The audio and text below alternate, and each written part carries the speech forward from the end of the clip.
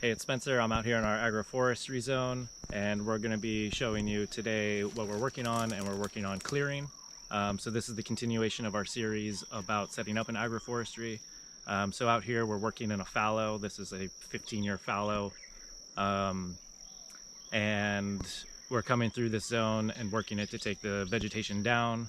But out here we have a lot of other plants that Julie had thrown out here over the past few years, over the past 6 years. Plants like this chompedek, plants like this soursop, plants like this jackfruit. You know, there's more jackfruits and chinas and avocados and all that stuff out here. So this zone was just a wild zone that was full of shrubs, melastomas and clydemias, and just all the normal naturalized vegetation that's around.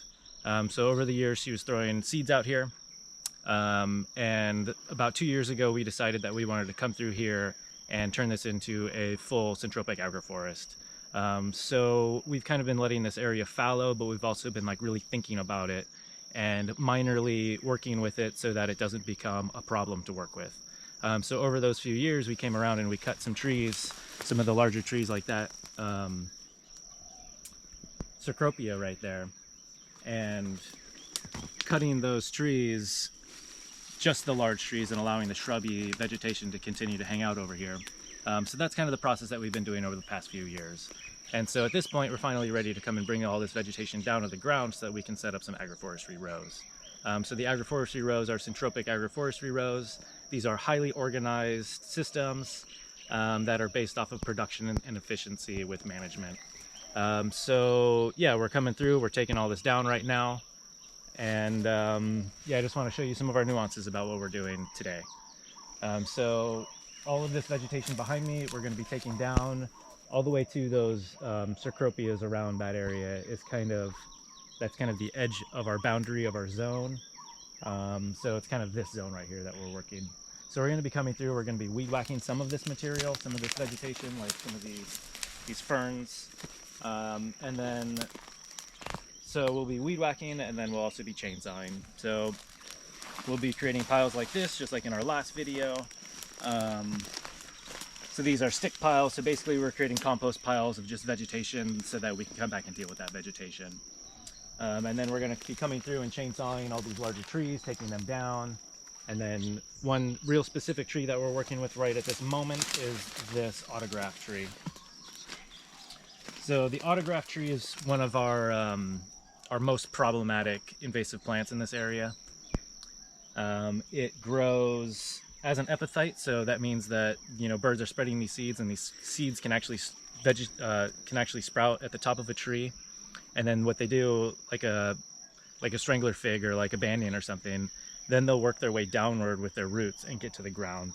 So what they're doing is they're actually using other trees as like a parasite, and, you know, hosting onto other trees and then taking the whole vegetation, creating monotypic stands of itself, basically. So this plant is a really difficult one for us to work with, and actually I haven't worked with it very much, mostly just small plants, so we're kind of figuring out how we want to work with it.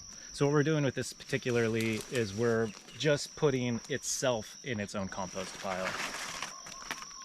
So like right here we started. So these plants can actually grow from cuttings, and they actually take a really long time to die because they're so succulent. So at any moment, basically these can root into the ground. And while it was dry, you know, a couple weeks ago, I would be fine with these, like, probably just sitting around because they're going to die. But now that we're back to having our normal rainfall, these are potentially a problem. So we're just piling all of itself in one pile, not mixing it in with these other things because we don't want to mulch it into our rows. So we're kind of experimenting with how we want to deal with this. I really don't want to go take it to the dump. That could be an option. And then the other problem with these is they're not going to die. So we're going to cut them down and they're going to come back. So we're going to have to battle these for a long time to figure out how to just get rid of them. I don't want to use poison on them because this is where we're growing food. I'm opposed to poison in general anyway, but these are a problem plant that we're trying to figure out how to work with. The leaves are really good as mulch, you know, as you can tell, like, who knows how long that's even been down there, and that's just like this nice cardboard, you know, stiff leaf litter. So it does have that merit, but the birds really love to spread it, so it's a little bit of a problem. So yeah, that's one of the nuances, and then the rest is just taking the trees down and organizing our piles. All right, so like I said earlier, we're going to be coming through, we're going to weed whack some vegetation down, and then we're going to be using the chainsaw, cutting it up, and then put it into our piles and continuing our work through this zone here. So we're going to go on to the time lapse.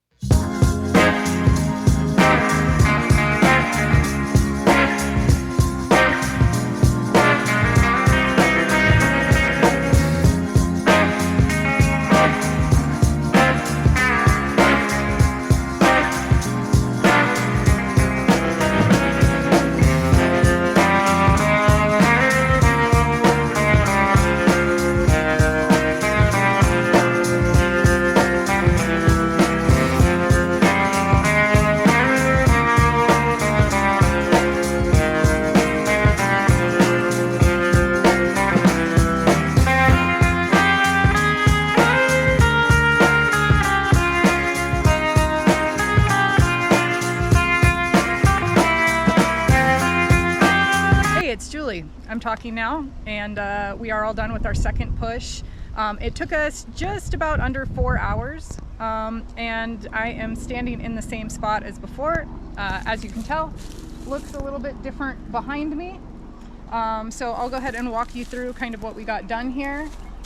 So coming over to this autograph plant right here, we got all of that down. Now what we're kind of realizing here is we're sort of playing a game of like musical piles. Because of this complication of the terrain and these cinder piles that we have, let's see, 1 way over there, 2, 3, and 4. So we've got 4 of these random cinder piles that we're going to have to deal with. So it really made it complicated to figure out where we're going to be piling our material, on top of where we're going to be setting up our rows. So ideally we want our plant material out of where we're going to be drawing our lines for the rows, but that became really difficult because, as we've discussed before, we're going to be needing to pull this cinder material down into some of these kind of low spots here that just have like a bunch of big boulders and lava rock. Not ideal, definitely not a super great workflow. You may have noticed in the time lapse that there were some piles that got put down, and then we ended up moving those piles again.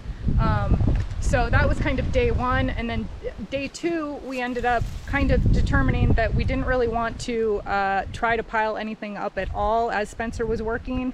So he went ahead and just left everything on the ground over here as he was working, and then we went and cleaned that up so we didn't have to move everything twice.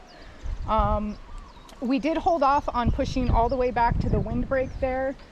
We recognize that there's just going to be a whole lot of material there, a lot more piles to deal with, and we decided that we wanted to deal with the piles of cinder and the terrain and kind of getting that terraformed before we push back and have more piles of plant material that we need to figure out spaces for. So that's pretty much where we're at. Definitely not ideal in the way, like I said, of these piles having to get moved 2 and 3 times, but that's just kind of what we're dealing with. We have kind of limited space and a lot of material, which at least we're grateful to have so much biomass material. It's really going to help boost the system once we get it set up. All right, so that is it for today. If you like this video, go ahead and give it a like. Consider subscribing if you haven't already. Any questions or comments, go ahead and drop them down below, and we will see you in the next one. Take care.